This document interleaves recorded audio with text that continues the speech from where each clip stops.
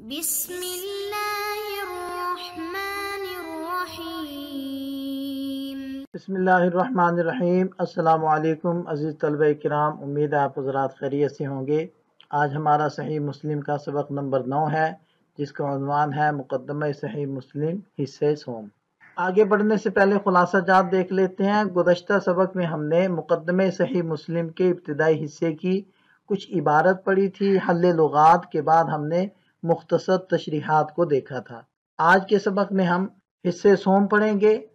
عبارت کا تلفظ، حل لغات، مختصر تشریحات اور اس کے بعد روات کے طبقات اور چند راویوں کا مختصر تعارف آپ حضرات کے سامنے رکھیں گے۔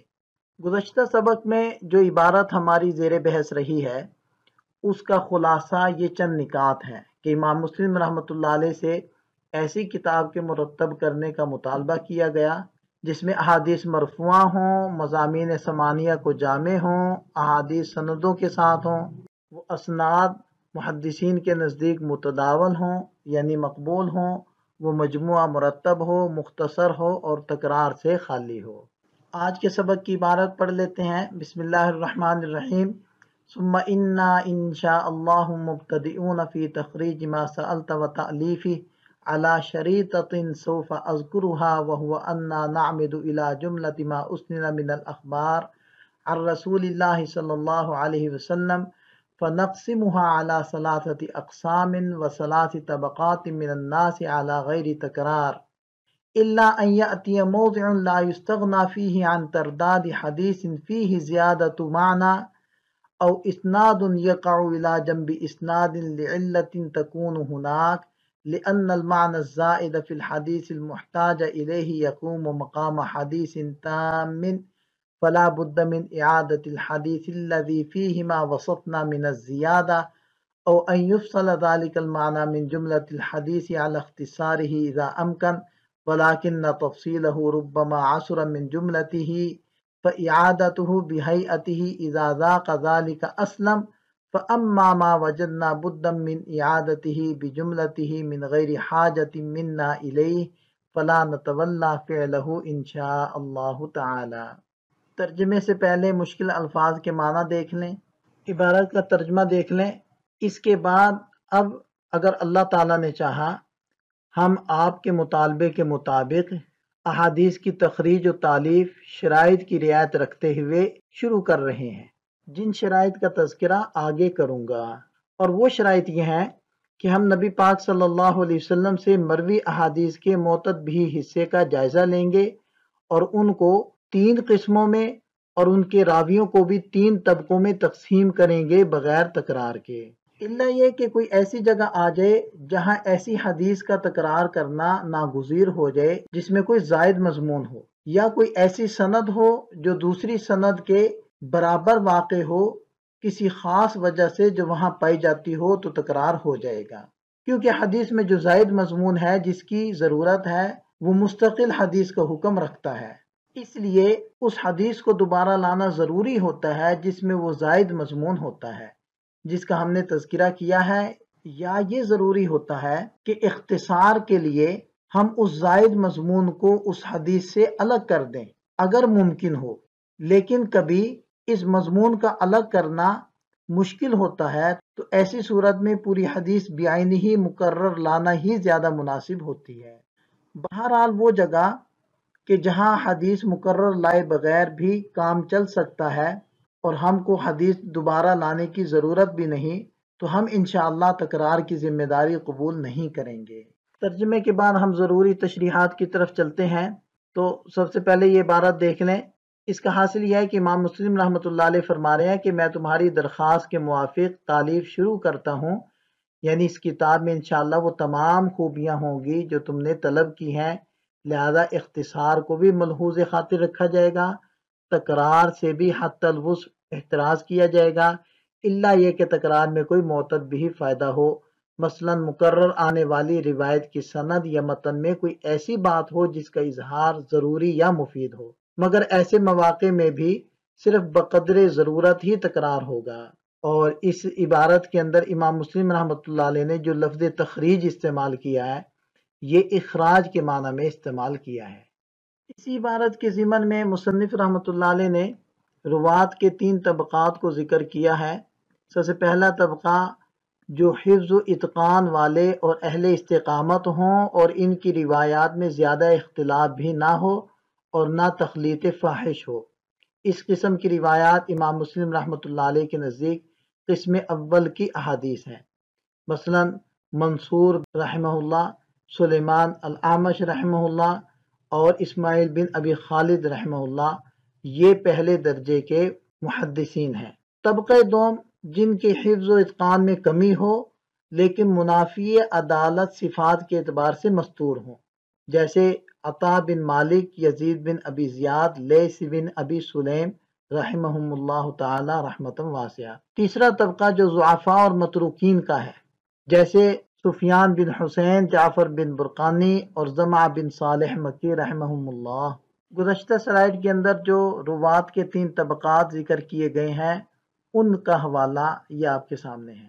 علی غیر تکرار الا ان یاتی موضع لا یستغنی فیہ، کہ ان تینوں طبقات کی حدیث کو بغیر تکرار کے نقل کیا جائے گا الا یہ کہ کوئی مجبوری ہو تو پھر تکرار لایا جائے گا۔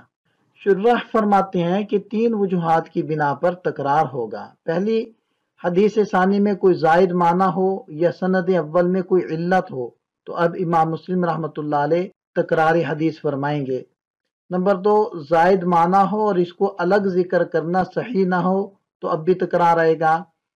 تیسری بات، اس معنی زائد کو پوری حدیث سے مختصر کر کے الگ ذکر کرنا بغیر خلل کے ممکن نہ ہو۔ من جملۃ الحدیث علی اختصارہ اذا امکن، اس عبارت کے تحت بعض شراح حدیث نے اختصار حدیث کی بحث کی ہے جس کا مختصر خلاصہ ہم آپ کے سامنے رکھتے ہیں۔ حدیث کو مختصر کرنا جائز ہے کہ نہیں؟ تو بعض محدثین کے نزدیک اختصار حدیث بالکل جائز نہیں۔ دوسرا قول ہے مطلقاً جائز ہے، یہ قول امام قاضی عیاض رحمۃ اللہ علیہ کا ہے۔ اور تیسرا قول جمہور محققین کا ہے کہ ان کے نزدیک اختصار حدیث چند شرائط کے ساتھ جائز ہے۔ نمبر 1، اختصار کرنے والا عالم ہو، یعنی وہ الفاظ اور اس کے معنی اور اوضاع سے واقف ہو۔ نمبر 2، اختصار کرنے میں وہ ایسے الفاظ کو حذف نہ کر دے جس سے معنی میں خلل واقع ہو جائے۔ نمبر 3، اختصار کرنے والا راوی اونچے درجے کا ہو کہ کہیں اختصار کی وجہ سے اس پر نسیان یا کذب یا قلت ضبط، کثرت غلط، غفلت وغیرہ کی تہمت نہ لگ جائے۔ اختصار حدیث کی بحث کا خلاصہ جو ذکر کیا ہے یہ اس کے حوالہ جات ہیں۔ آگے بڑھتے ہیں۔ فَأَمَّا الْقِسْمُ الْأَوَّلُ فَإِنَّا نَتَوَخَّى أَن نُقَدِّمَ الْأَخْبَارَ الَّتِي هِيَ أَسْلَمُ مِنَ الْعُيُوبِ مِنْ غَيْرِهَا وَأَنْقَى مِنْ أَنْ يَكُونَ نَاقِلُوهَا أَهْلَ اسْتِقَامَةٍ فِي الْحَدِيثِ وَإِتْقَانٍ لِمَا نَقَلُوا لم يوجد في رواياتهم اختلاف شديد ولا تخليط فاحش كما قد عثر فيه على كثير من المحدثين وبان ذلك في حديثهم۔ رہی پہلی قسم تو ہم نے یہ ارادہ کیا ہے کہ سب سے پہلے ان حدیثوں کو ذکر کریں جو بنسبت اور روایات کے عیوب سے زیادہ محفوظ اور پاک ہیں، اس وجہ سے کہ ان کے راوی حدیثوں کو صحت کے ساتھ بیان کرنے والے ہیں اور جن روایات کو وہ نقل کرتے ہیں ان کو اچھی طرح یاد کرنے والے ہیں۔ ان کی روایات میں بہت زیادہ مخالفت اور حد درجہ خلط ملط نہیں پایا جاتا، جیسا کہ بہت سے حدیث بیان کرنے والوں میں یہ بات پائی جاتی ہے اور ان کی مرویات میں بھی یہ بات ظاہر ہوتی ہے۔ اس عبارت میں امام مسلم رحمۃ اللہ علیہ احادیث اور ان کے روات کے طبقے اول کی تفصیل بیان کر رہے ہیں، جس کا خلاصہ یہ ہے کہ طبقے اول کے روات کے لیے اتقان اور اہل استقامت ہونا شرط ہے۔ اس کی علامت یہ ہوگی کہ ان کی روایات میں بہت زیادہ اختلاف اور خلط فاحش نہ ہو، اور یہاں پر اتقان اور استقامت ضبط کے معنی میں ہے۔ ضبط محدثین کی اصطلاح میں اس کو کہتے ہیں کہ راوی روایت کے سماع کے وقت سے ادا کرنے تک اچھی طرح یاد رکھے اور اس کو صحیح بیان کرے۔ تو یہ جو قید لگائی گئی ہے تخلیط فاحش، اس سے معلوم ہوتا ہے کہ اگر راوی کی روایت میں معمولی اختلاف یا معمولی خلط ہو تو اس کی وجہ سے اس راوی کی روایت میں کوئی فرق نہیں پڑتا۔ طبقے اول کی مثال کے اندر امام مسلم رحمۃ اللہ علیہ 3 راویوں کا یہاں اور 2 راویوں کا آگے جا کر تذکرہ کریں گے، تو ہم پانچوں راویوں کا تذکرہ یہاں کرتے ہیں۔ سب سے پہلے ان کے نام آپ کے سامنے ہیں اور آگے جا کر ہم ان حضرات کے مختصر حالات زندگی کو آپ کے سامنے رکھتے ہیں۔ پہلے راوی ہیں شیخ منصور رحمۃ اللہ علیہ۔ یہ کوفی ہیں اور تبع تابعین میں سے ہیں۔ ان کے بارے میں عبد الرحمن بن مہدی رحمۃ اللہ علیہ فرماتے ہیں کہ یہ اہل کوفہ میں سے سب سے زیادہ اثبت ہیں۔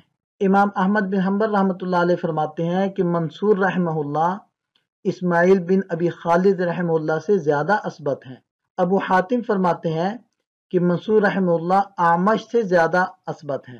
علی بن مدینی رحمہ اللہ جو امام بخاری رحمہ اللہ کے استاد ہیں وہ فرماتے ہیں کہ جب منصور بن المعتمر سے کوئی ثقہ آدمی حدیث نقل کر کے سنائے تو پھر اس کے علاوہ کسی اور کی حدیث کو تلاش مت کرو۔ دوسرے راوی ہیں شیخ سلیمان الاعمش رحمہ اللہ۔ آپ کا نام سلیمان بن مہران الاسدی ہے۔ کوفہ کے رہنے والے تھے، اصلاً تبرستانی تھے۔ ولادت کوفہ میں 61 ہجری میں ہوئی۔ عموماً حضرت انس رضی اللہ عنہ سے روایت کرتے ہیں۔ حضرت عبداللہ بن مسعود رضی اللہ عنہ کی باتوں کو سب سے زیادہ جاننے والے تھے۔